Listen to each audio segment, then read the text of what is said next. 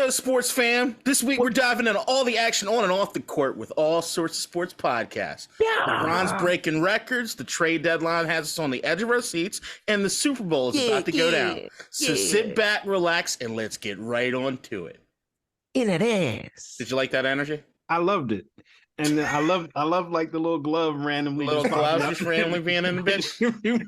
No explanation. It looks like a Disney, that one Disney skit where there's just like a random glove. Is that the Mickey Mouse thing? Anyway, fantastic. There's so much going on, and I love it. All right, so that was the intro brought to you by Chat GDP.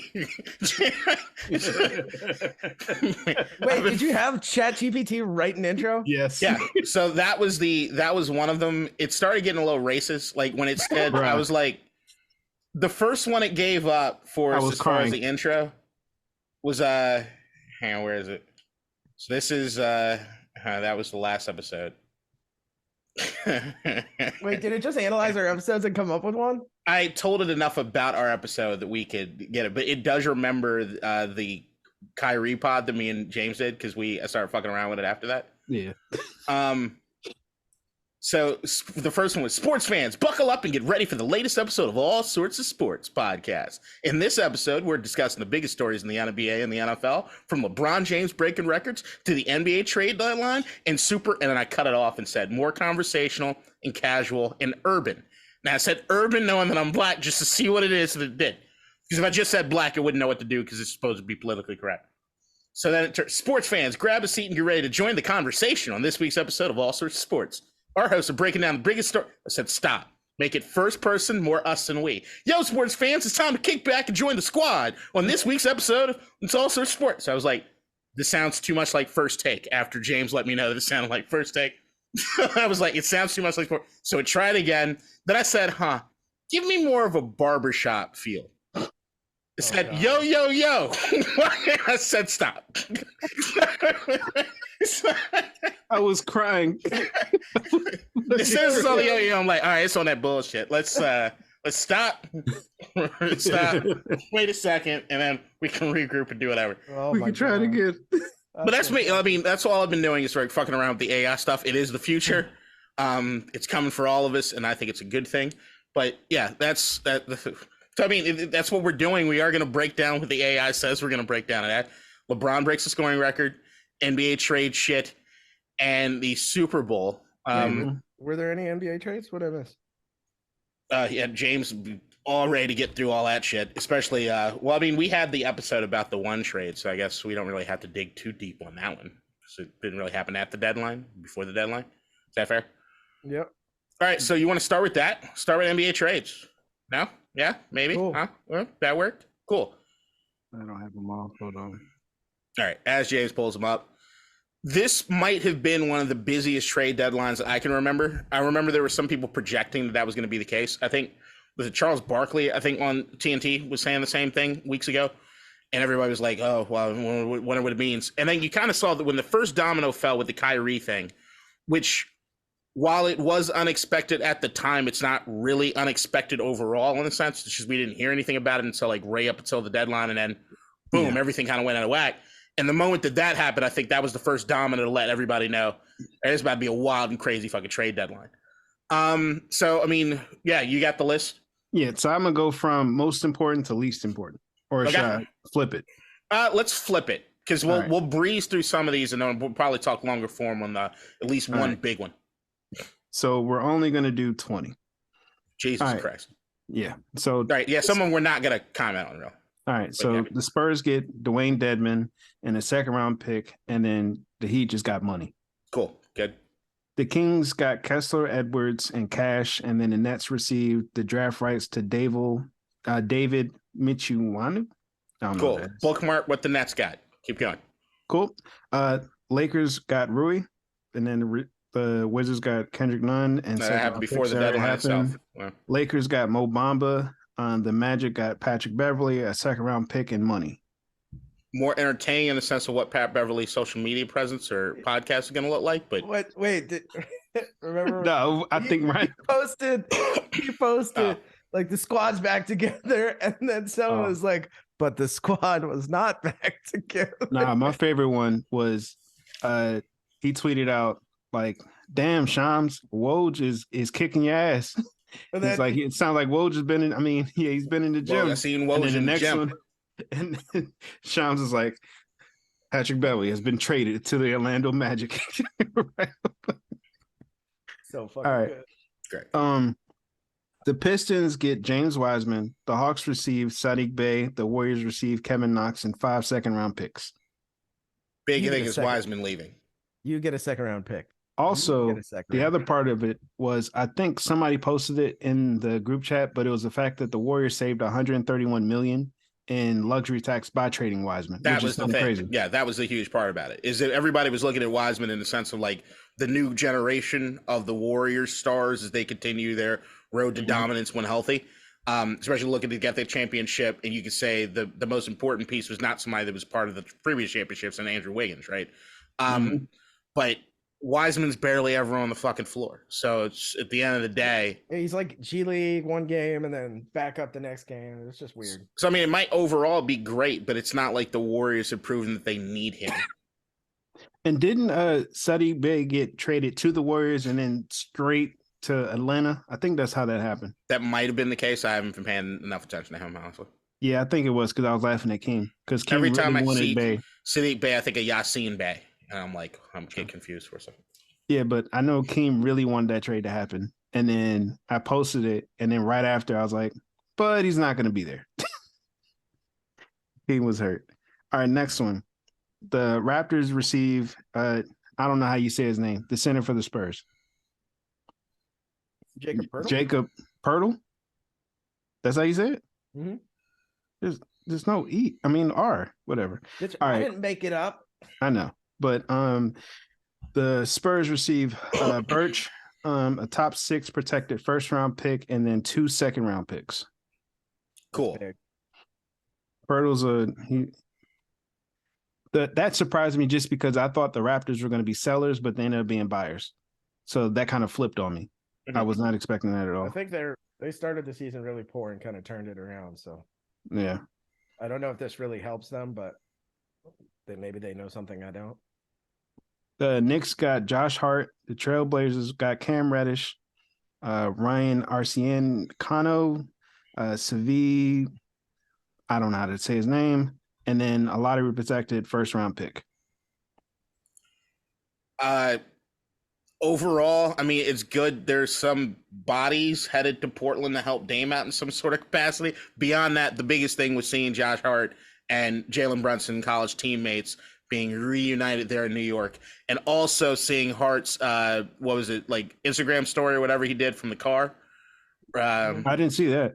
I got 100 guns, 100 clips. Yeah, from New York, New York, and he's just mean mugging like a motherfucker. That duo, I've said it time and time again on the pod. Basketball is better when the Knicks are competitive, and these guys seem like Knick guys. This is going to be great. It's going to be fun. My favorite part was seeing Brunson's reaction to finding out that they got Josh Hart. with the fam and everything. Yeah, he's oh shit!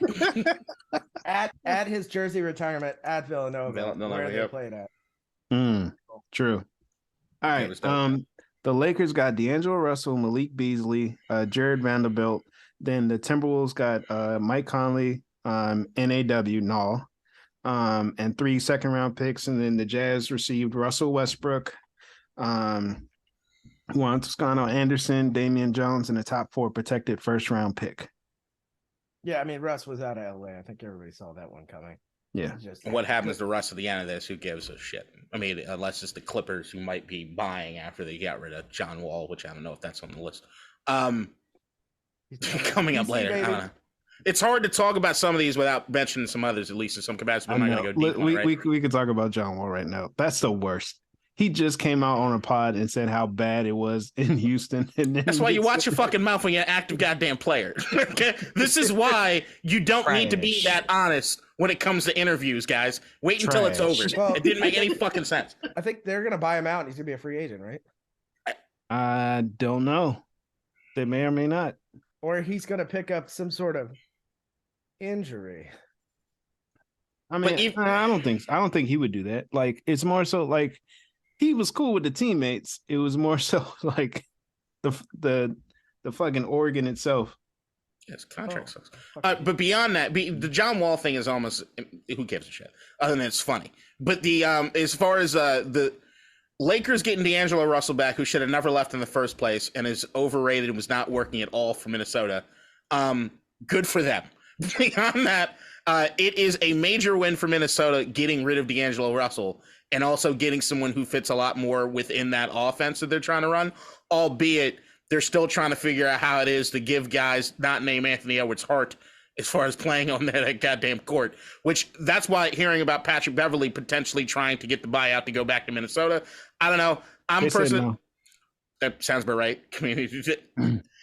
I just think Minnesota is one of those teams where I still look towards who are they pairing up with Anthony Edwards just from an attitude standpoint, because I am a firm believer that like the biggest part of basketball is the psychology of it. And as far as how these team mesh, is when you got that few guys on the court, you got to see how it is that they work and how they work in tandem with each other, right? Minnesota's just broken, and what I don't want to see is Anthony Edwards wasting his career being KG 2.0, being 30-some years old and have to bounce to somewhere else unnecessarily. Let me ask you this question. When has Minnesota not been broken? Oh, it's been a while. Yeah, it's been forever. I'm thinking about the KG times. Yeah, we're looking through KG. I mean, that's Kevin Love. But that's the thing is you start realizing some of these organizations, right? It's built into the very fabric of who they are, and they don't know necessarily how to fix certain things. It's the Baltimore Ravens and wide receivers. It's the Dallas Mavericks finding castmates for their stars. It's the Washington Commanders not doing racist things or sexual harassment. It's baked into the fabric of certain organizations, right? Just fuckery. It's the Bills choking. It's all of us have some sort of way to fuck it up. It's baked in. Minnesota is the place where dreams go to die. It's just what it is. There's too much talent on that roster for getting the results that they get. And D'Angelo Russell was it was not a good fit under any circumstance for anything that they were doing. I will Rudy say Gobert sucks. He does. Malik Beasley and Jared Vanderbilt probably are the better pieces in that trade, in my opinion, for the Lakers. Yeah, I'd agree with that. All right. Ryan, you got anything so far? I just wanted to point out that there's 1.6 million Jews in New York City and only 57,000 Jews in Dallas. Good on you, Kyrie. Moving on. The Suns received Darius Baisley. The Thunder received Dario Saric. And a second-round pick and cash considerations. Nobody cares. Literally nobody cares. Dario Saric, more like Dario Sari, you know what I'm saying? Anyway. The Pelicans get Josh Richardson. The Spurs received Devontae Graham and 4 second-round picks. Dude, people are just giving away second-round picks like they're cheap napkins. Like, yeah, I think it was 44 got traded? They were like, you know what we don't care about? The second round. And that makes no sense considering all the different stars that have come from the second round. And that you don't have to put as much capital into second round draft picks as you may have to a first round draft pick. It just fucking blows my mind. No one gives a shit because most NBA scouts don't know what they're doing, and the NBA drafts a crapshoot because of it. So I don't think anybody gives a shit. That's why it's I'd rather have all my picks. Not necessarily, because there's other teams, regardless of who you draft as far as a star, there's no developmental aspect of them always. Wizards, I don't give a fuck who it is we draft. We're not going to be able to do anything with them. Nobody gets to the point where they're getting developed enough to be a consistent, great player. So, you might have teams that might turn some guys into solid depth stars, might turn some guys into solid relief, whatever, or even just trade bait. You got certain organizations, no matter where they draft or who they draft, unless it's somebody who's just off the charts, holy shit, we didn't expect this, great. It doesn't really matter. A lot of people weren't willing to trade a first round pick because of Wembanyama. There's that. But the only thing that really made me think of is that I wish the NFL would release the cap one to 3 years as far as draft so it'd picks. Be 7. Now, I know there's certain owners, you look at what LA's done in the last few years, they'd never draft. Fuck them picks. They never fucking draft. It's hey, you can I'd be the same way forever. I think I'd probably be the same way. I don't know. All right, so next one. The Celtics receive Mike Muscala, and then the Thunder get Justin Jackson and 2 second-round picks. Hey, look. Justin Jackson has been traded so many motherfucking times. He doesn't care. He's a peace ball player. I'm glad he's still in the league though. That's good. All right. The Nuggets get Thomas Bryant. The Lakers receive Devon Reed and 3 second-round picks. Thomas Bryant said he wanted to get traded because he wasn't getting enough playing time when AD came back, and he felt like he deserved it. So another former Wizard. Yep. Go ahead and go behind Joker and see how much time you get there. Originally, he was a Laker, who then became a Wizard, who then became a Laker, who then became a bench player, who is now somewhere else. This is one I do like. The Sixers receive Jalen McDaniels and 2 second-round picks. The Trailblazers receive Matisse Thybulle. The Hornets receive Svi, I can't still say his name, and 2 second-round picks. Yeah, I mean, getting rid of Thybulle was probably a mistake. I like Jaden McDaniels. They've been trying to do that for years, though. That's been discussion for years. So... And I've always liked Thybulle a hell of a lot as a player. I will say this, in Daryl Morey, I kind of trust. As far as GMs go, he's one of those guys that your brain is bigger than mine. You're figuring out things as far as chess moves a little better. And he will forever get credit on the way he handled Ben Simmons' ordeal to me. Oh, Ben Simmons. He's I mean, New York. At a certain point, you got to win, but I get it. Do you?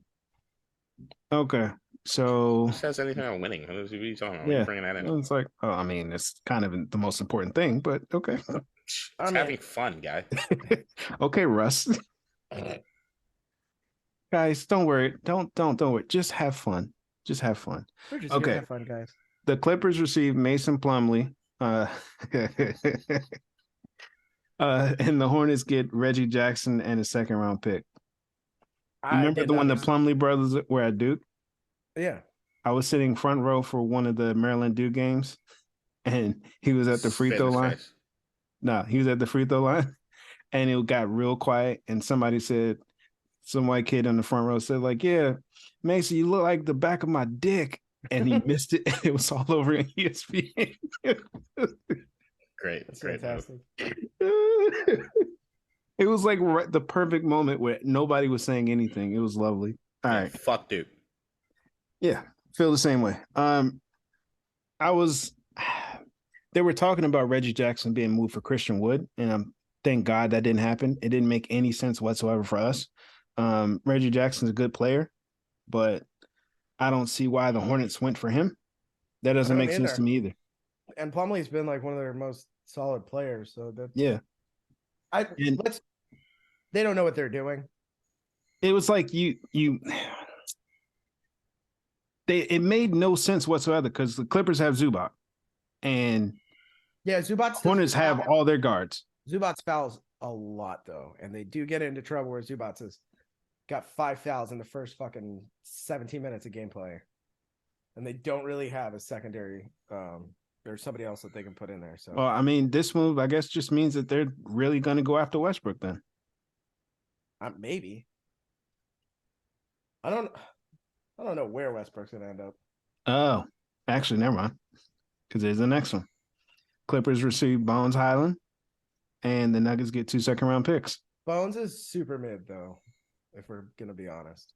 He has games where he plays very well, and then he has games where I'm like, the relationship between him and the Nuggets just soured. So, well, yeah, fucking Denver. Ugh. How many more of these we got? I just want to talk about the big like 5. Okay, we're getting there. All right. So the Warriors receive Gary Payton II. Trailblazers receive Kevin Knox and 5 second-round picks. But this might not happen now because apparently Gary Payton failed his physical and he has a core muscle injury that can have him out for 3 months. But the Warriors are still deciding. So maybe by the time you see this, they made a decision. But I think it was a 4-team trade or something in regards to this. So it's messing up a lot. They're probably just less picks going one way or the other. All right. Now we're in the second tier, like the actual difference makers with these trades. It's still only 4 left. So the first one, the Grizzlies receive Luke Kennard. The Clippers receive Eric Gordon, 3 second-round picks. And then the Rockets receive John Wall, Danny Green, and pick swap rights.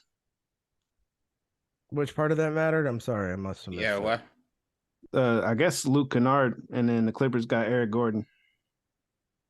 Okay, it's not Aaron Gordon, right? It's Eric. No, it's Gordon. Eric Gordon. Okay, then.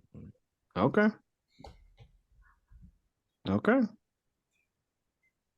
Next So one. the Clippers are trash can. Next one. Yeah, they lost to the Mavs without Luka. The Bucks received Jay Crowder. The Nets received 2 second-round picks. The Pacers received George Hill, Serge Ibaka, and Jordan Nwora. 3 second-round picks and cash. That's just fun. I just want to see what happens. Yeah, I don't think it makes anybody more or less of a contender in anything. I like Jay Crowder on the Bucks. I do like that. I think it gives him another mean body to put next to Giannis. Yeah. Alrighty, number 2. Shoot threes. We already talked about this one at length. We have an episode out. Watch it if you haven't. The Mavericks received Kyrie Irving, Markieff Morris. The Nets received Spencer Dinwiddie, Dorian Finney-Smith. Unprotected first-round pick and 2 second-round picks. I was really sad about Dodo leaving. That really hurt my soul. I have to ask, who's gonna play defense for the Dallas Mavericks? Our best defender, our second best defender, Maxi Kleber, is coming back. Okay. Yeah. I don't know how. That's one guy. That's one guy. Yeah, no. It's 5 people on the court. Like he's an important piece. I'm just saying, for any of the gamblers who are out there, bet Dallas overs for the rest of the season. Yeah. It is going to be like 148 to 152 every single right, not necessarily the money line. All right, it's not. You see the first game. You saw the first game when we played the Clippers. They didn't score a lot of points. Well, the Clippers don't score a lot of points. They score like 98 and win games. It's ridiculous. That's not even true. They're like the second best defense. But they got offense. All right, whatever. They are one of the lower scoring teams in the league. We'll see tonight. We play Sacramento, I think. Yeah. The Queens. All right. And then the trade that everybody heard what I said? Sacramento Queens. I know, Shaq. That's a Shaq throwback. All right. The Suns receive Kevin Durant and TJ Warren. Whoa, what? Yep. The Nets receive Mikal Bridges, Cameron Johnson, Jay Crowder, Juan Pablo Valette, and four unprotected first-round picks and a pick swap. Yeah, that shit. The Nets got fucking fleeced, and all they got is Ben Simmons and Cam Johnson. You think the Nets got fleeced? I don't think so. There's another part of it. Hold on. There's another part of it. One team offered 4 first-round picks for Mikal Bridges by himself. Just so you know. Okay. KD. Wait, wasn't it the Hornets or the Grizzlies? What? Who offered the 4 first rounders? They didn't say what team it was. The KD changes your team, right? For how long? Doesn't matter. It's a win now league at this point. Obviously, look at this. Look at this trade window. Ridiculous. You see all them damn picks that got moved? No, dude, just let them cook. The Nets. It'll be like Russ is cooking, but let him cook. The Nets, what they needed to do was package Ben Simmons somehow and get him out of there. What they did was lose their only good player that they had left on that team. And what did they get back? Like which picks. And a lot of good players. Which one of those players is very good? Kyle Bridges. Okay. Is Spencer he KD? Dinwiddie is good. No one's KD. Nobody's KD. Like nobody's saying like, but they're pretty much fucked this year. Clearly, they've been fucked for 3 years. Wait, and I remember, and Ryan, you picked the Nets to win a championship, but that was stupid. What? Yep. What first round, second round picks do they have for like the next 5 years? Like they did not get enough back for what they gave up. Like KD should have stayed there and played the next 4 years. They're not going to have a star. Wait, what? Okay. KD was their last chance of being good. They got a lot of picks though. Right. I'm trying to pull up the picks. How many? Because you remember how many they gave away to build that team? That's kind of the point. They're getting them back. Yeah. Like, did they? And then some. Dude, what the fuck? I don't think so. Why can't you just show me how many picks the Nets have? Let's just say they have a plethora. Keep saying. Y'all keep talking. Keep talking. They just have a plethora of picks, bro. Like, and they have abundance of wings right now. They have more guards than anyone ever needs to have anything. Yeah, they're gonna play like 4 guards. 2023, they have the Suns first round pick. They have the Nets first round pick. They have another first round pick from either Houston or Philly. Okay. Nothing for 2025. Wait. Hold on. That's important. The first round pick is either from Houston or Philly, depending on who's lower, right? Right. Yep. Okay. Now Houston might have a top one that pick. That might be really huge. And guess what? French kid. All right. Nothing for 2024, but 2025 Suns first round pick, Nets first round pick. Houston can swap. Heat second round pick, top 37 protected. Okay. The 2026 Nets second round pick. Then, 2026 Nets second round pick. The 2027 76ers first round pick, and then we go on and on and on. They have tons of picks going in 2029. But the bigger point of it is that they didn't lose it for anyone. Like, you look at even the run that Cam Thomas just had, fucking out of nowhere, and like it came to an end. But I mean, 20 points from Cam Thomas is not really coming to an end. He's still playing his fucking ass off. He had 2 points in the first, or 0 points in the first half. Yeah, he ended up with 20 though. So right, that is not the bastion of consistency. Yeah, but somebody that wasn't really on the radar all that fucking much. Cam Johnson too, right? Cam Johnson's not that good. He can shoot the ball sometimes. But the idea, look, the thing that I've always said about the Nets, and I've said about the Nets fairly recently, is that I wanted Ben Simmons to be the only guy left on the team. And the reason I want Ben Simmons to be the only guy left on the team is that when no one's expecting anything to happen, when Ben Simmons has absolutely no pressure to do anything, what does that look like? Because Ben Simmons overall this season has actually done a lot more than I expected him to. And outside of that, he's still a trade asset going into next year when you're looking for 2024 assets, when you're looking for 2024 picks. So I think the thing that I'm looking at more than anything when it comes to the Nets, right, is you had a team bankroll their entire future in their depth and everything to go get 3 guys. They 3 guys played a total of 16 games together. Yeah. In the entire course that they were there, they were the team that played second fiddle to another New York team, no matter who it is they had. The Knicks are still king. But they sold a bunch of tickets by either having one of those 3 guys show up at any given point in time. And outside of that, they were always thought of, like Ryan did, that they were championship contenders. And then the moment that they have to lose all of them because it's clearly not working, it was not working. They were not winning a championship this year. They then have jettisoned those guys. And they got some of the guys that they got rid of at first are back. And then even beyond that, they have a bunch of picks now. So it's like, if I'm looking at the Nets, do I think they're competitive for a championship? Absolutely not. Do I think they're competitive even for the playoffs? Probably not.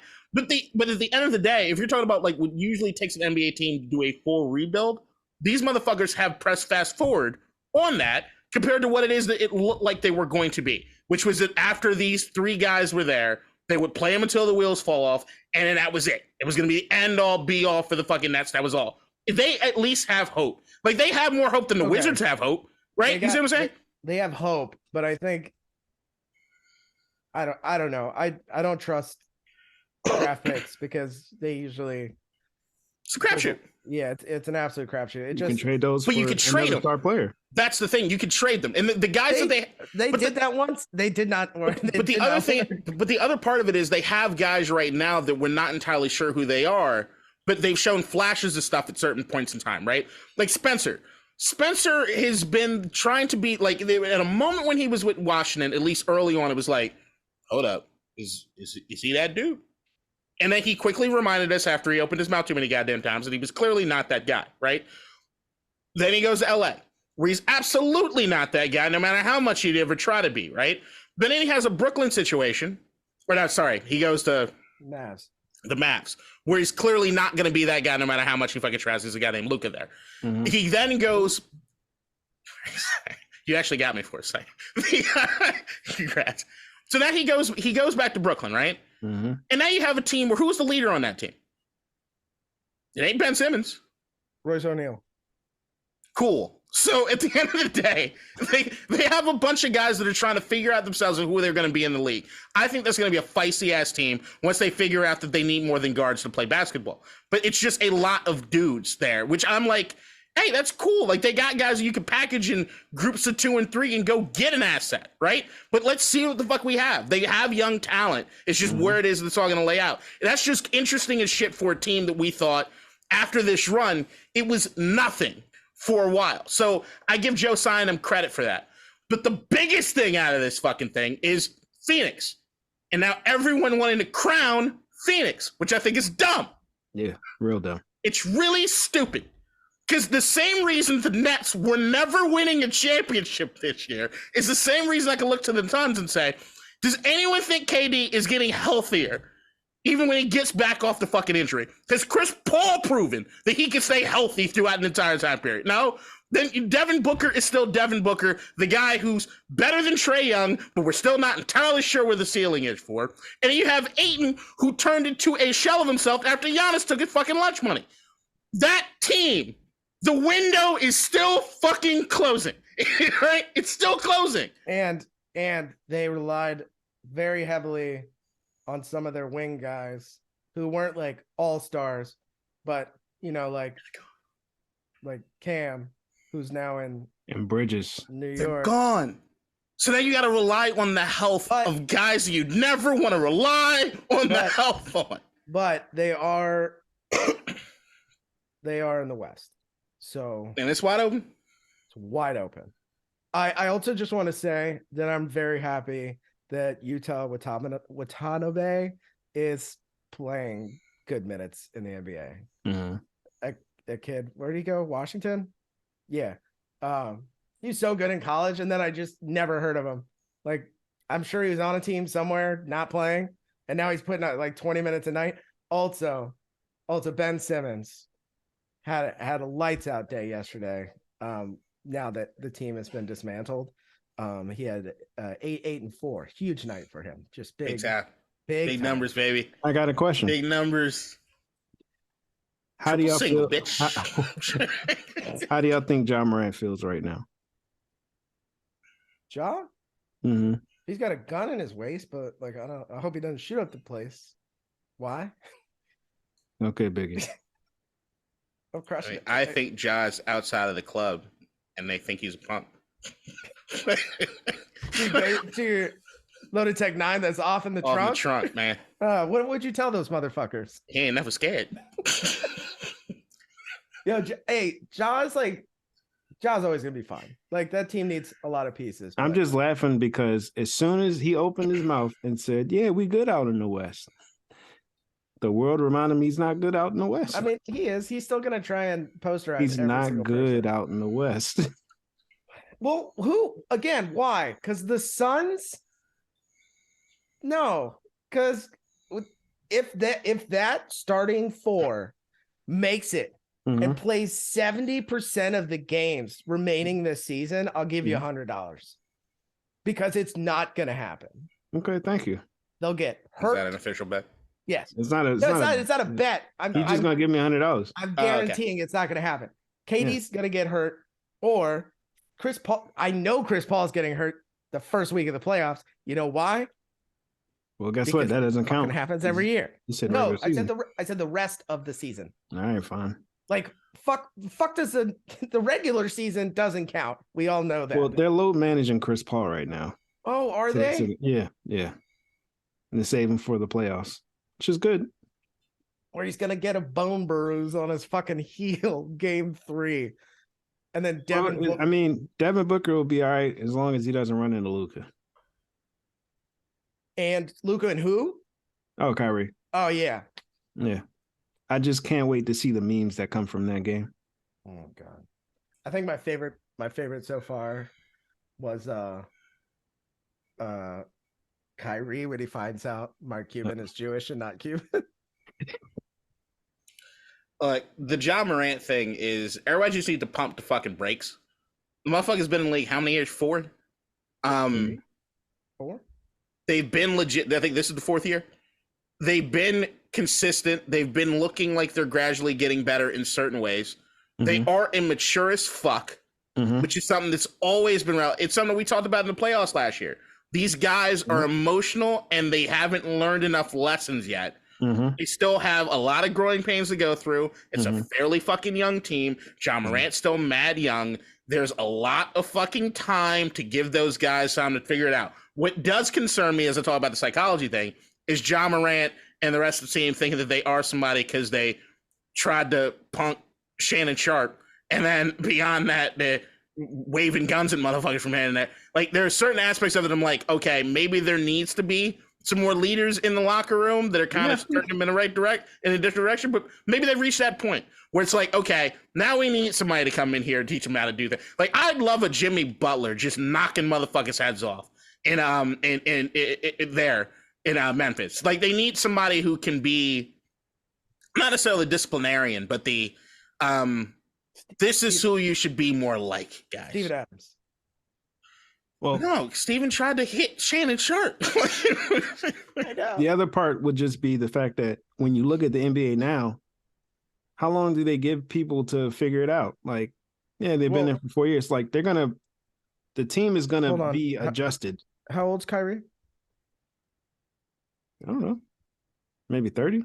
Team's been giving him chances since he came into the league. So. I'm not talking about the fact that they'll give Ja a chance. I'm talking about the Memphis Grizzlies as a team, as they're constructed now. I mean, changes are going to happen. I think change is going to happen, but it doesn't mean necessarily change for bad, right? Like change. Yeah, we're not saying that either. But it's gradual. It doesn't mean blowing anything up, right? I look at like Milwaukee and Giannis. Like, when did that look like it actually was going to be something? Year 4? Yeah, year 4, year 5, and that is because was it J-Rue? Yeah, they traded for Drew. Yeah. So it's like they finally said, okay, this is what we need to partner with this guy and what he's become, right? So let's go get that guy. Let's go do this. Why, Ryan? Why? I've been saying J-Rue for so long. Somebody said Drew Holiday the other day, and I was like, who? His name bothers the shit out of me. Yeah, it bothers me too. And I understand. So does like Blast bother you too? Blast? The artist. Blast? Who that is? Blast. His name is Blast? Yeah, but there's there's like an X instead of an A. That's fucking stupid. Okay. Blixt. Bloast. Blackest. Maybe Blackest. That's where I would. That's where I would end up. And then what about Black? 6 lakh. Yeah, 6 lakh. First of all, don't fuck with me because I am reading it as I see it. Now, you got no right to correct me if I'm reading your name the way it's fucking spelled, asshole.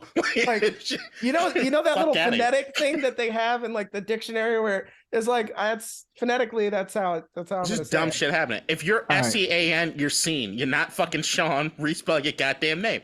Yeah, there's just certain things you're fucking up. All right, let's talk about some other dumb shit. Sorry, let's talk about some other dumb shit. The whole shit with Ja Morant and the things that he's been involved in recently in terms of like pointing lasers. I don't know if there was a gun on the laser. There was a laser. I didn't mean to say gun. It's alleged. Yeah. All this is allegedly. Yeah, even though if you're pointing a laser pointer, not a gun, that makes you look like a dumbass teenage bitch. But it's like, what do you want? Do I respect him more if it was a gun? I don't know. No, I mean, and then I just think he's dumber. And then the fact that like somebody criticizes him on Twitter, and then he's like, "It's free to learn how hollow feels." I'm like, he's not wrong. Well, they cost like $3 to $4, but right, it's not free. And plus, freedom. Freedom isn't free. It costs $1.05. Anyway, that's just not some shit you do when you're an NBA superstar. I think that's all I'm saying. I think they do need a little bit. They need something, right? They need either upper management, somebody to come in, or a player to start cracking heads. We got news that might interest you, Ryan. Oh? The Nets declined a 3-team trade in October that would have sent Ben Simmons to Utah. Oh, wow. They really knew how to tank. Donovan Mitchell to Miami and Bam Adebayo to Brooklyn. Oh, my goodness. Maybe that would have helped in your championship hopes for your Nets team. Yeah. Plus Bam, Kyrie, and KD.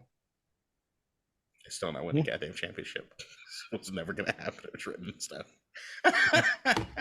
All right.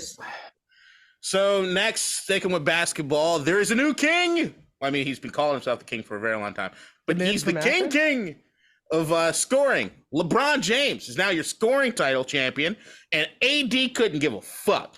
I had money on that sumbitch. So much goddamn money. All I needed was 20 points. He just didn't show up. Did you see my play from yesterday? Dog, if you look at my fucking FanDuel and DraftKings right now, you'd cry. Stop playing parlays. That's how they. I round robin them usually. That's horrible. That depends on the parlay. Like I do a lottery pick like once a week, but most of my shit is 2 legs, but the most. I had LeBron James over points, which was under what I had that too. Which it was what under what he needed to get. It was free money.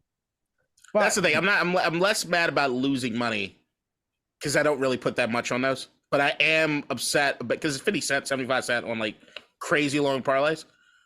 But I am upset about the prospect that I was thinking about what to do with the money and then it didn't happen. You don't do it. You just set it and go to sleep. Yeah, too late. You wake up, you see it's like, oh, I got money here, or I don't. Shit. All right. So is LeBron the GOAT? No. Yeah. Debate. Embrace debate, guys. Ryan, why is he not the GOAT? I mean, for me, it's consistently stepping on people's necks and winning championships every single year. So I grew up with watching Jordan, so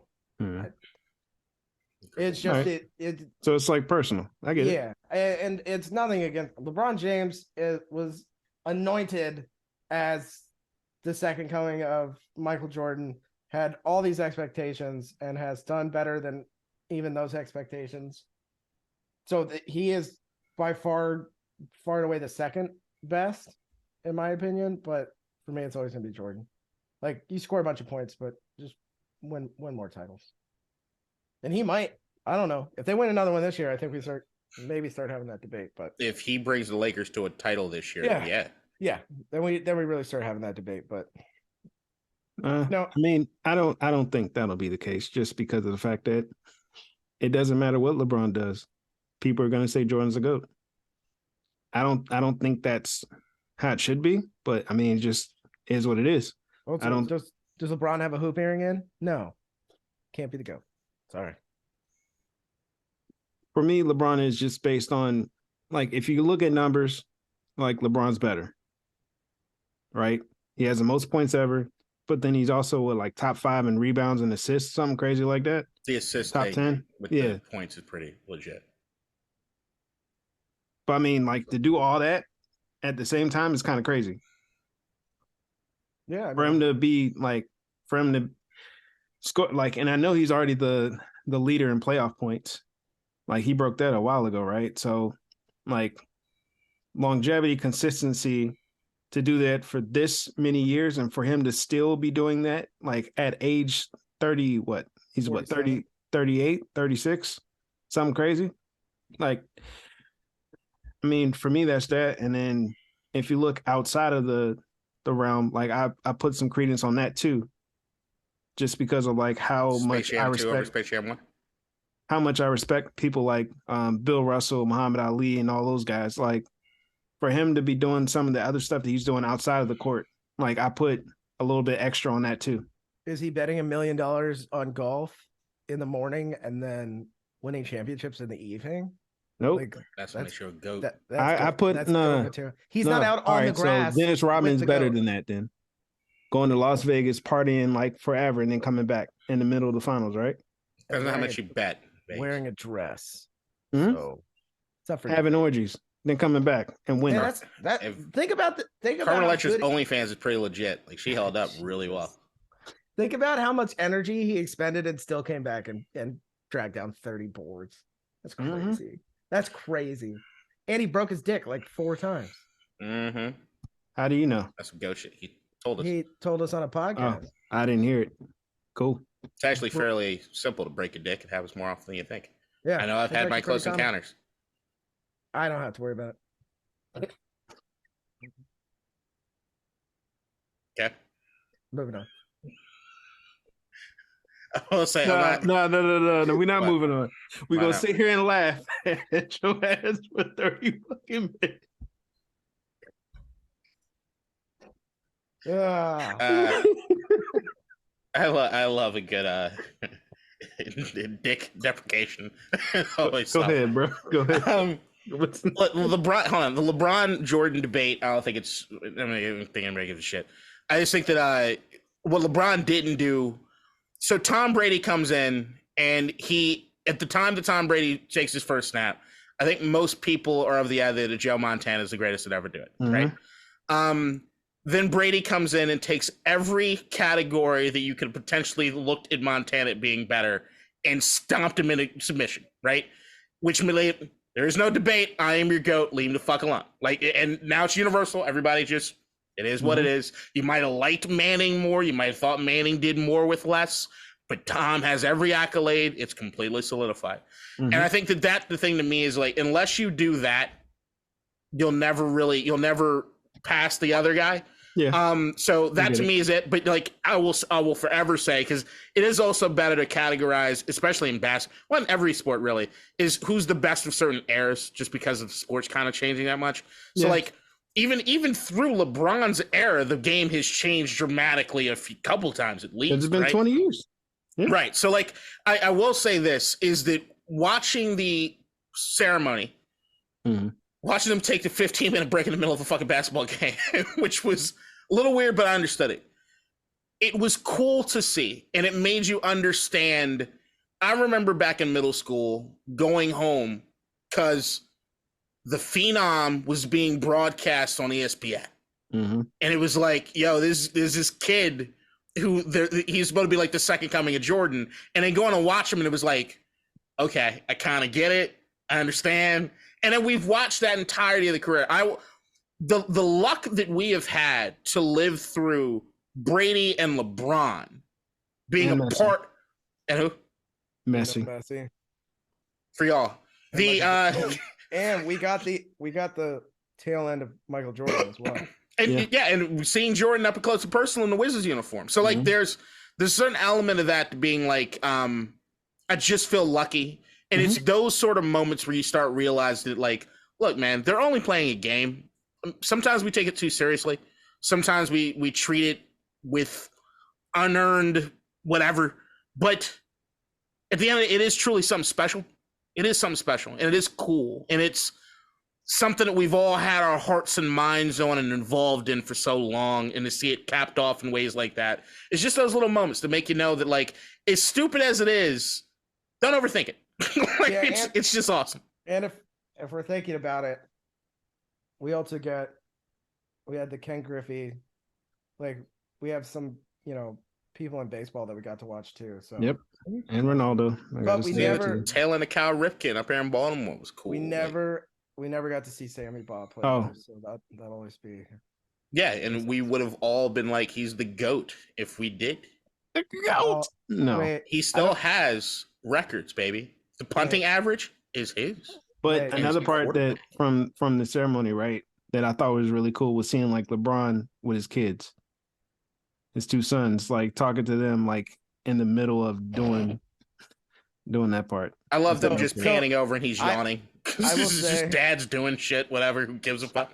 I will say that it's I'm gonna break this in the third. It's likely I would have been able to see him play. Just was all right. You gotta run that back. Sammy Baugh.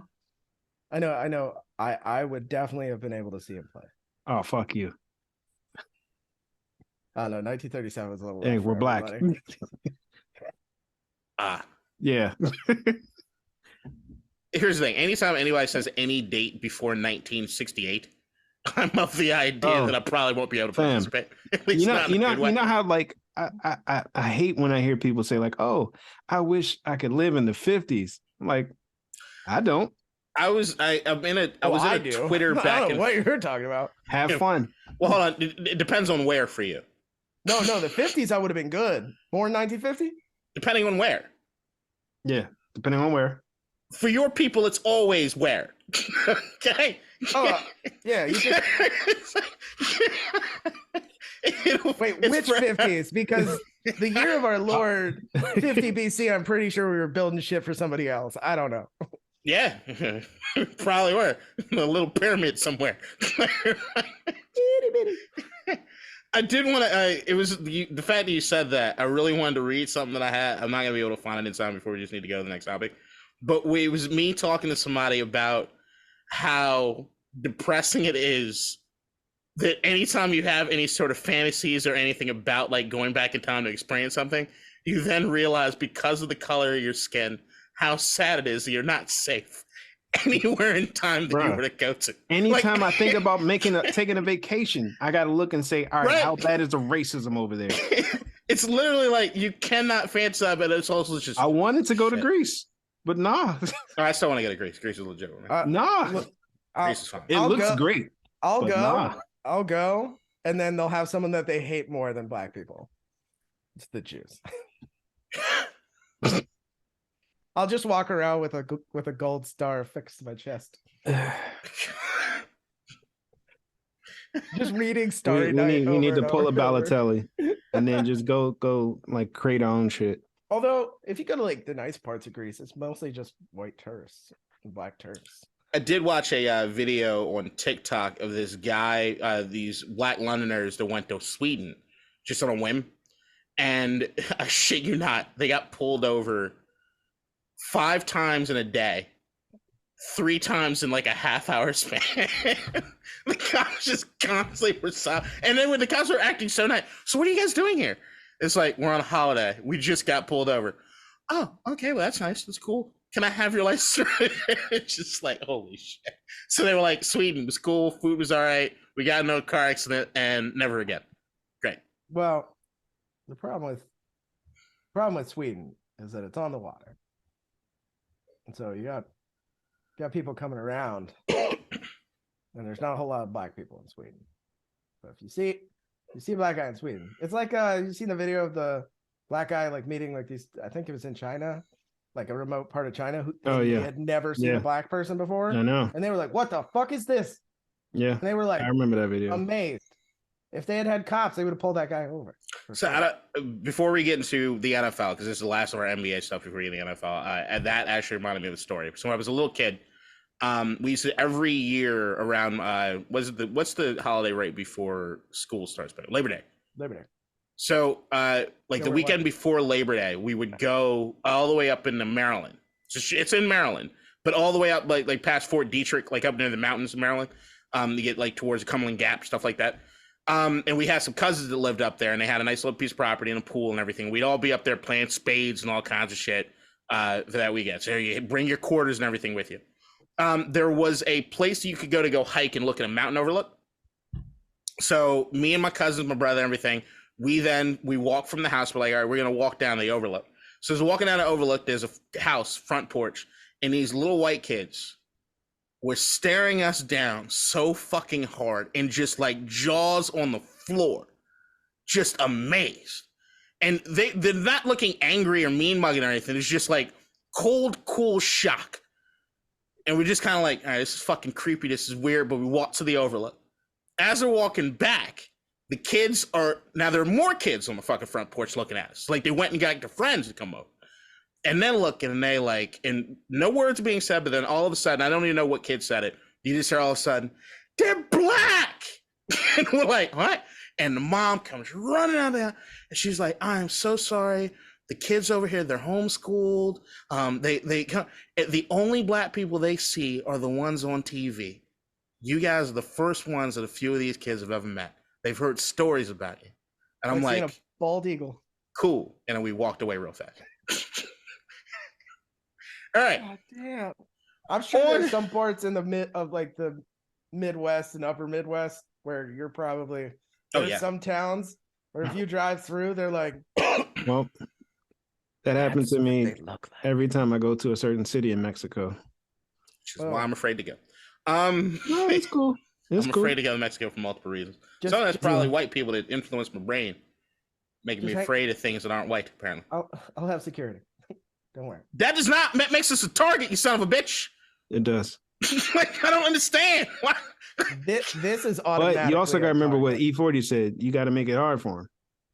Can't make it easy. I don't consider myself somebody that, regardless of what I'm with in Mexico, can afford to go hand to hand, like arm to arm with the fucking cartel. That's just me. It's just me. No. But in what world, like where I'm going, I just see him there in his alabaster skin with a goddamn security officer and be like, he's worth something. Wait, are you really bringing a security officer? Like when I have my wedding? Are they? Oh my God. Okay. All right. So your plus one's going to be a fucking security guard. Cool. I'm just saying. It's like, it's one that like slip in. I'm like, I look, nobody can really tell what I am. They just know I'm not white. So it's like, cool. You have dreads. I guess. Which works, right? I guess if I tanned enough and started speaking Spanish, they think I'm Argentinian. True. Actually, you know what? That's actually true. There's a lot of people that with your complexion over there. So people like Argentinians. People like Argentinians and other South American. No, but they're less likely. No, I'm to not saying that. them. I'm not saying that they like anything or anything like that. I don't know, but I mean, Ryan doesn't stand out as much as you and I would. I'll say that. That's fair. That's totally fair. Until I bring my security guy. I had one somebody that I met down there. We had he wanted to do like a skin off to say like, oh, you're dark. I'm darker than you. He was sitting at the park. Yeah, it was interesting to say the least. All right, what's next? It's a dark off. Basically. All right. Next is the NFL. I'm still looking for that fucking tweet. I think I went too far, and I don't know. It is here. Super Bowl is here. Patty Mahomes and the Kansas City Chiefs facing off against Jalen Hurts and the Philadelphia Eagles. So this is also the last pick that we're going to make, and I think Ryan's going out of town after this episode. Tomorrow morning. This is going to be the last. This is like a season finale. I think me and James might try to put something that's like a post Super Bowl thing, but that's not guaranteed at all. So this is be the last that you're going to see this incarnation of ASOS. So the season's coming to an end, and we'll be back better than ever or worse than ever. We don't know yet, but it'll look a little different. We're going to try to do these in person again, but with a video component like we used to put together. Mm-hmm. So this is the last pick of the season. I just want to go over the picks and let's see where we ended up with one game to go. Starting in last place, Bills Mafia. A grand score of 149. If you add the 10 that you missed, you're at 159. Still last. Third place, the one true king, Keem, may he rest in peace. 162 as far as the amount of point wins or wins or points, whatever. Then we got number 2, Corporate Terp, James, sitting there at 175. And then the king, the true king, is meh. Let's see. Your boy KDot, me, at 181, 64% accuracy for the year. I gotta say, just start charging people to get these picks. Just put it out there. I'm at 62. Yeah, one's higher than the other. I know. We average the same amount of points. We do not have the same amount of points. I said we average the same amount of points. But you won. Gives a shit. You won. Yeah. GG's. Exactly. Congratulations, sir. Oh, GG. Yeah, good game. GG Allen. You know who GG Allen is? No. Okay, I didn't think so. All right. Who you guys got? I feel like I'm going to be on an island here. This is the vibe I'm getting. I'll actually be on an island. All right, so let's start off. You both are going to pick the same people, and I'm going to be the one that's different. No, I'm going to be watching this from fuck the Bahamas. I didn't even pick on that one that quick. You son of a bitch. Hey. I tell you what I've got. Who you got and why? I'm taking the Birds. I'm taking the Birds because they have a better defense. Both of these offenses can score almost at will. And the Eagles have proven very good at changing their game plan mid-game. So I can't really say whether it's going to be the running a game or the passing game. The running a game? They're running a game.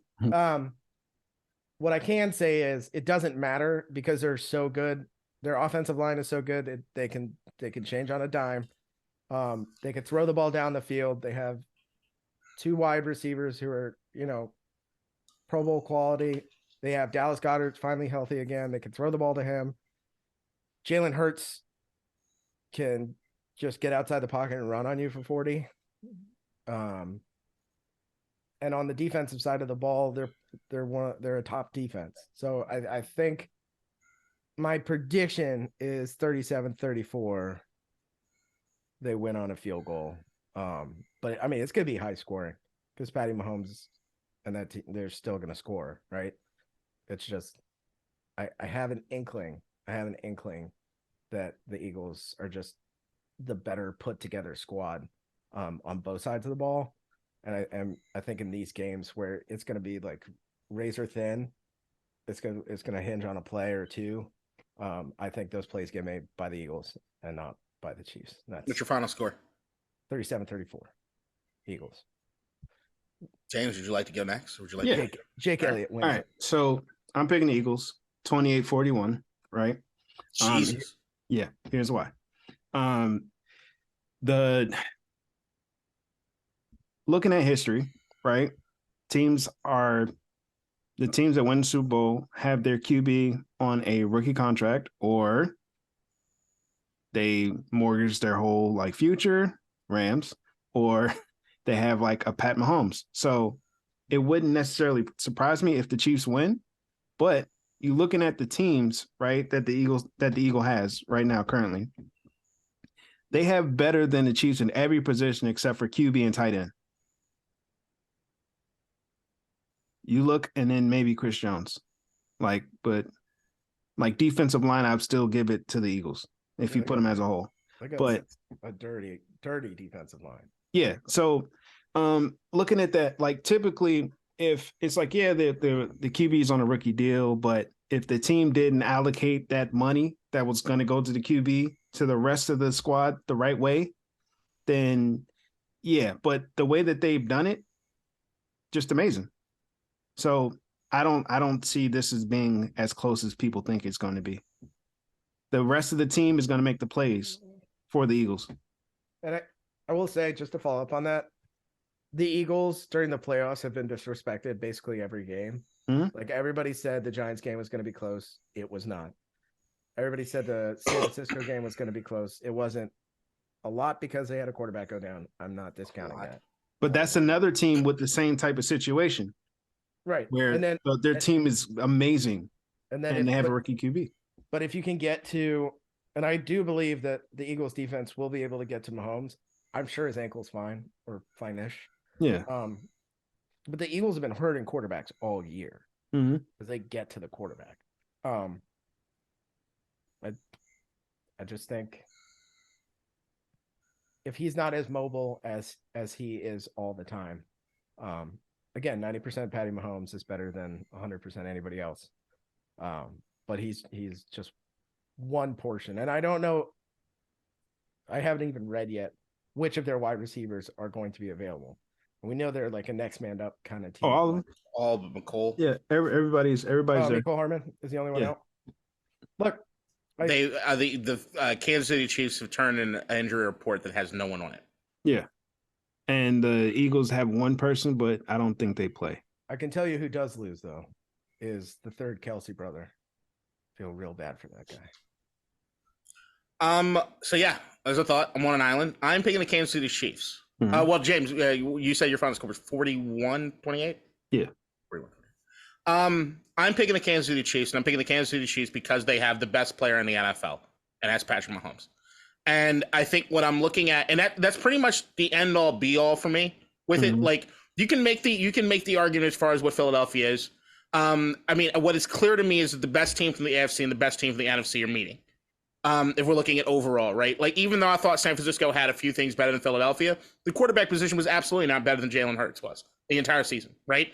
But when I look at Philadelphia overall, and I'll start with them before I get on the Chiefs, because the when it comes to the Eagles, I do understand the disrespect, quote unquote, that they've gotten over the course of the playoffs. I'm one the Chief person kind of talk about it. I don't look at the San Francisco 49er game as even a game as much as it was the 49ers waved the white flag as soon as they realized Josh Johnson couldn't throw a fucking pass. And the moment that he got hurt was the moment they really realized they weren't even trying at that fucking point. I do say that the 49ers players right now, they keep talking about the Philadelphia Eagles defense, need to kind of stop talking as best as they can. Robbie That Gould, makes sense. like, Just chill out. But look, the Eagles, if I'm really looking at it, I will say, bar none, as far as a playoff run, it's not their fault that they had the easiest run I've ever seen in the history of NFL leading to a Super Bowl.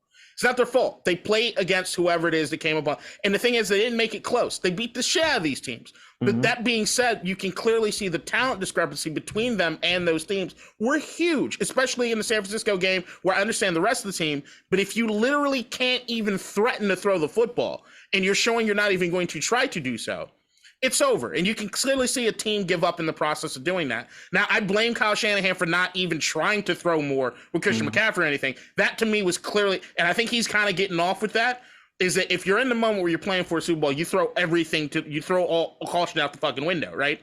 And they didn't do that. They waved the white flag, which is, I've never seen that in the playoff game. And I think Kyle Shanahan is getting away scot-free on that, which is nuts to me. But it is still clear they have not played anybody. I don't really know who the Philadelphia Eagles are. What I do know is certain trends that I look at, and I'm like, other than outside of that New York game, if you look at Jalen Hurts' stats, pulling up his game log. Shit, where is it? If you look and see who it is that he's played against recently, right? Since the Chicago game, he's thrown more interceptions than touchdowns. Since that Chicago game, he was also what were the scores of those games? No, they won. But who are they playing? Chicago, New York, who was trash. He's playing with the shoulder. Again, all those things, right? And he's even said in the press all week and leading up to this week that he's still not 100%.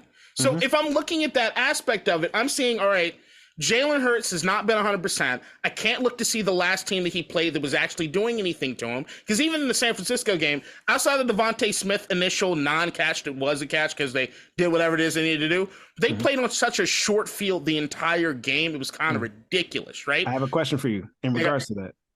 So you said they played on a short field for the entire game, right? Most of it. Because of the rest of the team. Yes. And the fact that they had so much more talent compared to the other team, right? But you're also looking at the reason you play on a short field is if you have a quarterback that doesn't exist, you're punting the football in your own territory, which leaves you with a short field. So even if there is a talent discrepancy, I don't even notice it because you're literally not even putting up a fight. Like it's you're playing Madden against somebody that let the controller go. Like that's what you've done. What else are they supposed to do though? Whoa, hold on. Before y'all jump to fucking start standing for them. I covered all of that. I said they played who they played, right? You did. Now let me get to this other point. The thing with Patrick Mahomes and the Kansas City Chiefs, when you start digging into the numbers, it gets weird. Mahomes' numbers when he gets pressure from a defensive line are better than when you don't pressure him. The teams that have the most success against Patrick Mahomes are ones that only rush 3 and drop everybody back into coverage. That's usually the best recipe. But when you're looking for Philadelphia, you talk about the secondary and you talk about the defensive line. The defensive line able to get pressure that helps the secondary lock down, and the combination of the two is what makes that amazing pair, right? But if you have a quarterback that the more you pressure with more than 3 guys up front, the more success he has throwing the ball down the field, leaves you with this weird dichotomy of what to do. And especially if you have a team in Kansas City whose offensive line to me is still underrated, which is nuts, but they're underrated as far as an offensive line. And the same guy that I know me and Ryan were bigging up a few weeks ago, Isaiah Pacheco. If you want to put 3 guys down there on the line, Mahomes and Andy will absolutely switch it up on you, go in a 3 tight end set and run it. And they'll continue to run it. So what I'm looking at when it comes to Philadelphia is, yes, I understand the talent. I understand all those things. You look at the names alone. I don't know who they are because I haven't seen them play anybody talented in a while. I know who Patrick Mahomes is. I wouldn't be shocked because I think Nick Sirianni and his coaching staff have been pretty good this year. Who would you rather have beat you or allow an opportunity to beat you? Patrick Mahomes or Isaiah Pacheco? They'll never let Isaiah Pacheco beat. Isaiah Pacheco is never going to be in the game plan for Kansas City to beat anyone, right? Because like even when I look at those stats that I just named as far as the pressure compared to not pressure, here's the cheat code for it. Patrick Mahomes' stats when in pressure or not in pressure are still light years ahead of everybody else in the league. So while I talk about a drop-off, right, it's a drop-off for Mahomes, but it's not a drop-off, really, if you look at the production you're getting from the quarterback position. At the end of the day, it's what Patrick Mahomes is doing and what that defense is doing. That's your matchup. Do I worry about the Kansas City Chiefs' defense against Philadelphia? Absolutely. But there is no one in the league I pick over Mahomes. And that's just it for me. And I look at the Mahomes and Kelsey combination, and I don't think there's a more lethal combination in the National Football League. I can't wait to feverishly text you from Bojangled Wi-Fi on the island. But that's the thing. If Philadelphia ends up winning this game, would you color me shocked? No. Because look, I look at this Philadelphia team and I'm just continuing to say, I don't know who they are. I know the Commanders whooped that ass, and I don't know what the fuck that means. So like, I look at that and I'm like, absolutely nothing. It shouldn't, right? But then I look at the course of their overall schedule and they've had the easiest strength of schedule of anybody that played in the Super Bowl. It's all nuts. Right, bruh, listen. They play NFL teams on the way to the Super Bowl, right? So they're at the last game. Yeah, they're all NFL teams. They're at the last game, right? Right. Now you got one game. I'm picking the best team. I'm not questioning your pick. Eagles. You don't need to defend it. No, you're not. I know you're not questioning. No. I'm just explaining my reasoning for going that way, right? I get what you're saying about Mahomes. Like, he is the ultimate X factor, right? And he's healthy. Yeah. I'm actually glad he's healthy. Like, you don't want to see, like you want to beat the best when they're at their best. Mm-hmm. And also, Kansas City's defense looked really fucking good in stretches against Cincinnati. Like, the moments that they needed to shut down Cincinnati and get a 3-and-out, they did it. The moment that, like, Joe Burrow looked like he was going to be unstoppable is the moment the Kansas City defense said, fuck this, we need to stop. And you remember Chris Jones? Right. Yeah. So, like, you look at Cincinnati's O-line is not the Eagles' O-line. Totally understood. But what it is you do in those moments, Chris Jones has shown he could step up, right? I look at the Philadelphia Eagles defense and like Hassan Reddick, all those guys, the dudes. But I also look when I get to the Super Bowl and I'm saying, are you battle tested? Have in the moment where shit looks tough, in the biggest game of your life, what do? Who are you in those moments? Do you play it cool? Most guys can't play it cool, not in those moments. And the thing is, Jalen Hurts, as far as anybody goes, you look at like his history with the national championship game, coming in for Tua, all that shit. I don't want to say anything positive about Jalen Hurts. I don't want to say anything positive about the Eagles. And you take everything I'm saying with a grain of salt because I fucking hate those bastards. But it is almost impossible to not root for that man and to not know that he does everything the right way and to not know that anything that pops up against him, it looks like he has the right demeanor to see it through. I get all that. But I will say, even kill the shit. But in the playoffs, I haven't seen him tested yet. And that's my issue. You won't see him tested this week either. I don't know. If you look across the field and Mahomes got that look on his face, and Kelsey over there fucking just being loose as shit. What look on Mahomes' face? The dumb. Hey, I don't care. Look, I don't even know what moment I'm in. I don't give a shit. Listen, I get it, but it's kind of like Mahomes ain't the one catching the ball. Yeah, Kelsey is. Yeah, Kelsey can get locked up. It's a problem. Kelsey can get locked up. Kelsey anytime touchdown is free. Yeah, you say Kelsey can get locked up. Wait, hold on. Hey, hold on. I said the Chiefs will score 28 points. Hold on. Kelsey's clearly part of that. James. Yes. I just got to push back on this. I think you meant to say something. I think you went too far. No, Kelsey can get locked. All right, so all season long without a Tyreek Hill on the fucking team, Kelsey can get locked up. What were Kelsey's stats this season? He had a great season. But he can be locked up? What does that mean? My guy, everybody can be locked up. Like, come on now. Whoa. Everybody can be locked up. Let us not forget. Your best receiver in the NFL was locked up multiple times. Huh? The guy that you said was the best receiver in the NFL was locked up multiple times. By whom? Who is locking Alexander? Right. Who is locking up Travis Kelce? The Eagles defense. Name somebody on the fucking Eagles defense that's locking up Travis Kelce. The Arizona Because that's disrespectful. It's not just one. It's damn near disrespectful. Saying that shit against the dude that right now is how old is he and is already in the conversation to fucking GOAT? What are you talking about? Can you relax? You harp on one point and you just want to keep going. Look, all I'm saying is nigga, you the one that said it. I'm checking you. Can I talk? You've been talking. Can I finish? Thank you, Ryan. All right, so look, at the end of the day, right? I'm not saying he's going to be locked down, but he can be. Like, everybody can be locked down.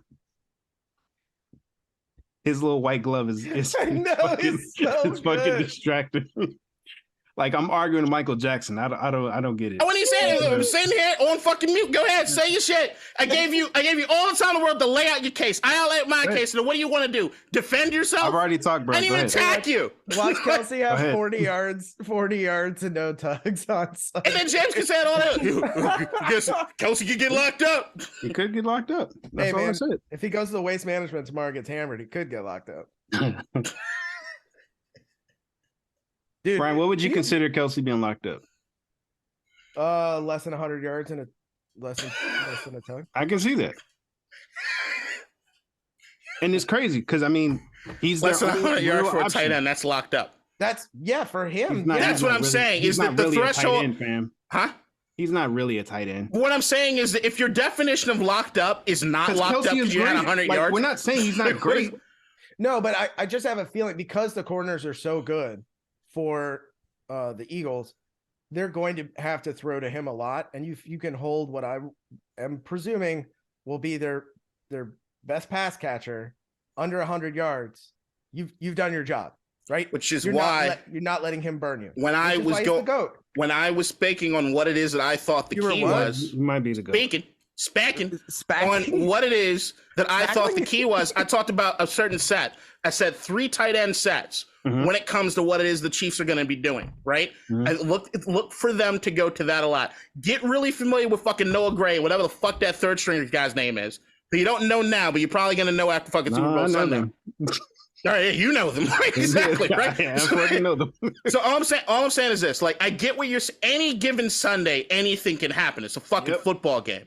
But I would never say against certain guys they can get locked up. I'm not saying that about Jalen Hurts. I'm not saying that about A.J. Brown. I wouldn't say that about Travis Kelce. I'm not saying that about Mahomes. Could they have a game where they struggle more than usual? Absolutely. But to say that somebody could get locked up, I just think when it comes to certain, I'd never say that about Devontae Adams. I'm just saying that certain guys have elevated to a point where you can't casually say they can be locked up. That's all I'm saying. Because the threshold for what locked up means to who these guys are is a different fucking category. It's different.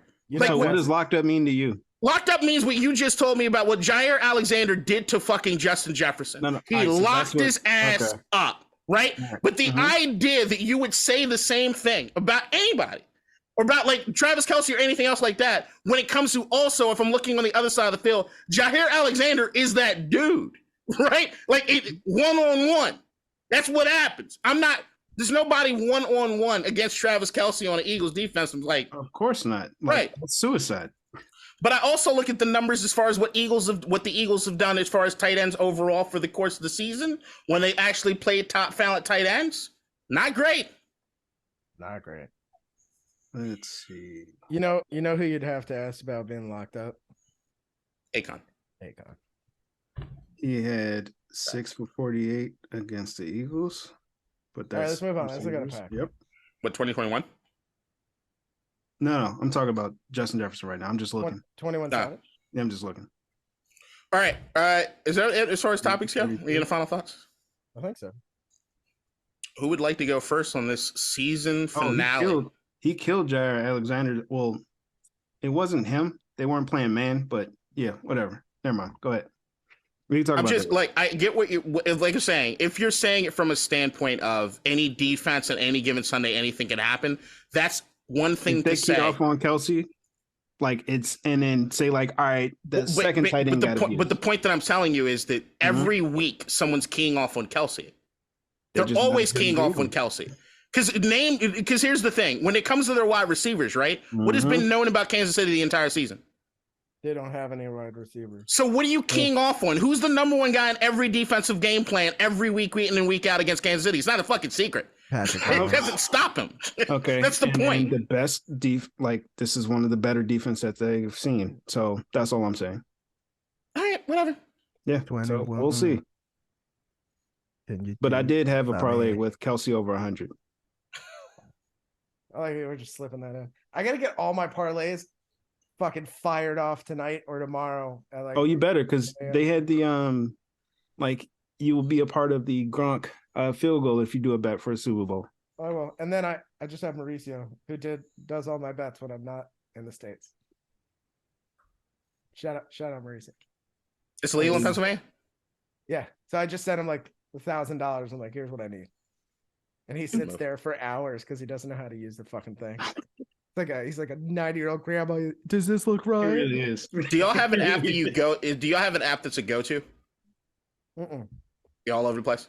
Yeah. So Bet365 is best for soccer. And I hate MGM's platform because it's just real glitchy. Yeah. But they have the best hockey lines, sometimes the best golf lines. DraftKings only for golf, and then FanDuel for basically every football and basketball play. Yeah, FanDuel's getting the majority of my work. Yeah. Although I do like the Caesars app. And I really enjoy it because I got four or five apps. Sometimes I'll just forget about one, and I'll be like, oh, I haven't been in, Bet365 or DraftKings in a while, and I click on it, like, oh, it's $500. I don't know if I have access to Bet365 in Maryland. I know that it just went live in Virginia, so I'm assuming you guys are right behind. And every time I pull up the Bet Rivers app, I think I'm getting scammed. Yeah, no, I hate it. It reminds me of Bovada. It's just like it's so trashy. It's like, hey, you want to buy some crypto, little young and man? Your avatar's a little cartoon character. Yeah. I'm like, dude, y'all stealing my money. I get it. All right, y'all. What was the one that? No, never mind. And I just joined MyBookie, but that also looks like a scam, even though I know it's not. MyBookie, don't do that. No, I know they got too many things available. I did bet on a bunch of soccer last week, but we'll talk about that a different day. All right, final thoughts. Who wants to go first? I'll go last. All right, I'll go first. So this week, did I talk about this in the last pod on the pod with Kyrie? Do you remember my last thought on the Kyrie pod, James? What was it about? I don't know. Do you remember? I don't know if I'm doubling up because I want to talk about a movie that I saw. Maybe. All right, whatever. Doesn't matter. I spent $30 last weekend on you did. All right, fuck it. All right, never mind. All right, I did that already. Yeah. Well, I will say that I am thoroughly looking forward to the Super Bowl. This is my final thought. It's always the extremely sad time knowing that this is the last football game that I'm gonna be able to enjoy for fucking months. There's usually this bitter sweetness to it. I will say, as far as Super Bowl matchups go, to know that we're actually seeing the best AFC team and the best NFC team is awesome. This does have all the makings of a boring Super Bowl in the sense of the hype and what we think will happen. This does feel like it'll be one of those letdown kind of Super Bowls where just nothing's looking right at the beginning. Or the Eagles just demolish it and I'm fucking one to fucking chew down on a goddamn pistol. We'll see. I will say that what does bring me the most joy in all of this is knowing that as this football season, the sun sets, when the sun rises again and the football gods bestow on us the wonderful, wonderful magic on the gridiron, Dan Snyder's bitch ass is going to be across the Atlantic Ocean, not doing a motherfucking goddamn thing. Right. Except maybe influencing y'all's favorite Premier League and soccer shit from the things I'm hearing. Nope. He can run one of those teams in the ground. I know it's not mine. Look, KDot, me and Ryan did not think you were going there. Oh, what? Okay. We thought you were like, oh yeah, and I won. And I won. I didn't make the playoffs of fantasy. I don't give a shit. So look, ever such a promising start. Yeah, you were talking so great. Shit. It just went to shit. Fucking Jonathan Taylor, you cocksuck. I don't mean that, Jonathan Taylor. But being a Washington fan and then knowing that like next year, the baggage at which the owner has on us is going to be gone. Welcome to a trash talking KDot that knows y'all can't throw the Dan Snyder card. So be ready. Be ready for some crazy shit. Then we could talk. Ryan, I don't even want to hear it because I know a year and a half from now, after the Bills blow it again, you'll be crawling right back to the burgundy and gold, where you really, really, really do appreciate it. And we know you're a fan diehard. That's why you're rooting so hard for the Eagles right now. You want to get rid of the last stain on you from the burgundy and gold, but it ain't there. It's in you. It is a part of who you are. Here's the thing. I'm a Mets fan. Have been a Mets fan my whole life. I'm used to losing. It doesn't faze me. You are a masochist. I am a masochist when it comes to my sports team. Would I like them to win? Yes. But do I get a little bit of satisfaction knowing I'm going to be disappointed for the rest of my life? Maybe. I'm an Arsenal fan. I was an Arsenal fan when they were good. You need a They've been really bad. But I'm loyal. I'm not turning my back just because the team is bad. I'll do it because the team is, putting the team above somebody's health and potentially, taking naked pictures of people and, misogyny. The guy's gone. Yeah, but I already made a decision. I'm not going to backpedal now. So it's like cherry picking, but whatever. Cherry picking? No, I picked the cherry. One cherry. I know, that's cherry. That's just one fucking cherry. I didn't say cherries picking. Cherry picking. Who just goes out and picks one fucking cherry? Apparently you, bitch. Yeah, just me. That's what I said. All right. Ryan, what's your final thought? Unless that was it. No. So I'll be watching the Super Bowl on a 500-inch television. On Dan Snyder's yacht as it travels. And me and Dan Snyder talking Premier League on the way down. Make a pit stop to Epstein. Yeah, no, I heard he bought Rest it. in peace to God. But I have just purchased my tickets for the Texas Rangers at the New York Metropolitans in August. And I cannot wait. I'm trying to think of a sign. I got some time to think of a really good sign. But I can't wait to Boo Bird's Jacob deGrom for leaving. Ben lying. He verbatim, I saw what the Texas Rangers were doing, and it was something I wanted to be a part of. I've seen the Texas Rangers play baseball for 34 years. What they're doing now is not something you want to be a part of. I can assure you that. What he did want to be a part of was hundreds of millions of tax-free dollars living in the Lone Star State. Anyway, I have not been so excited to yell obscenities at a player since we were at the XFL game. Also, I purchased season tickets to the Washington Defenders. So I have a feeling I know what our next get-together is going to look like. Go Defenders. See, I can still be a Washington football fan. It's just not the team you thought, motherfucker. I'm not taking Mauricio out of the bathroom. I'm tell y'all that right now. Hold his hand. Fuck y'all. It ain't happening. Grown ass man. It was ridiculous that y'all were right and I felt guilty. It's fucked up. But I still ain't doing it. I still ain't doing it. Good. That was even better than us being on TV. That was Should I have taken him to the bathroom? Yeah, man. He ain't gonna make it back. And it's sure enough, ass lost in the goddamn state. Yep. All right, James. Finish it off. My final thought happy ending is, stuff. Yeah, no, it really is. So my wife and I have been going through this whole process for probably like 3 to 4 years now. It is officially finished. We got everything approved. And thank God. Yeah. It sounded like a divorce. Yeah. No. Congratulations. She got the kids. Well, look, I'm my wife and I, we've been through it. Look, I'm divorcing from this process because it's over. Nice. Like it's yeah. Do we have a wedding date yet? Close. Cool. Probably October 14th. That seems very specific. Maybe. Not 100% sure yet though. All right. But it was very specific. Yeah. Like is that a Saturday? Yeah. All right. So I got it. I'm an in and out of Mexico kind of guy. Man, I don't know if you want to be. If I'm there for too long, people start questioning things. What's he doing down there? I mean, if you got to worry, my dad would too, but he's straight, so you'll be all right. All right. Fair enough. KDot, what do you got on your mind? You're thinking something. Huh? You're thinking something. Oh, I had to refund my Cuba tickets for late March. I'm not going to go to Cuba right now. Oh, okay. I was just thinking about traveling. The Cold War. Back. I'm scared of Mexico. All right, guys. This has been... I think like we could call this season 2 of ASOS, right? Season 1 was what it is we did as far as just the audio element. Yeah, season and then we had the preseason. Huh? We had the preseason before that, where we had the lost episodes, the trial runs. Doesn't count.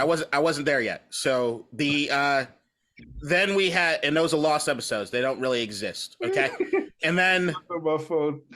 Even season 1 should not exist. We should have burned all copies of that. Well, I mean, I think what Apple Podcasts took it down. Good. I think Ryan, if you haven't, I have run magnets all over the hard drives. I'll make sure to take care of that when I come down and see you. So this is season 2 as we start the pandemic and kind of going in, and then we'll start our season 3 and see how that goes. I am gonna miss the convenience of just sitting here on my couch doing Zoom. I'm not gonna. I mean, we can do like switch it up. Live episodes and maybe like live episodes once a month. It's like a special. We'll figure it out. It's not live, fuckers. No, but maybe the in-person episodes. No. I always say in person. He's like, oh no, it's not in person. No, I'm actually saying live. I'm saying that if we do it in person, maybe we do make those live episodes. Oh, right. Well, if we can do it at like Penn Social or some shit. I mean, yeah, technically, yeah. No, I'm going to use that for Extraordinary Nobodies. There's a podcast you can find on YouTube, Spotify. Thank you all for coming. And the funniest part is like, link in the description. There was no link in the description. I went and looked though. I was like, oh, damn, you forgot. Yeah, it wasn't. I totally forgot. But we're going on a couple week hiatus because I'm gone. People are gone, but we will still have episodes out. We'll have episodes out, but we'll see you on the other side of the other side of the break. So I gotta upload them. Might fuck that up. Everybody have faith in Kadeem. Don't do that. I have faith in you. Unless it's in the podcast Extraordinary Nobodies, which you can find on everywhere you listen to podcasts. The link below. Fuck you all. Right, maybe. love you guys. I'll see you in a couple weeks. Peace. Bye.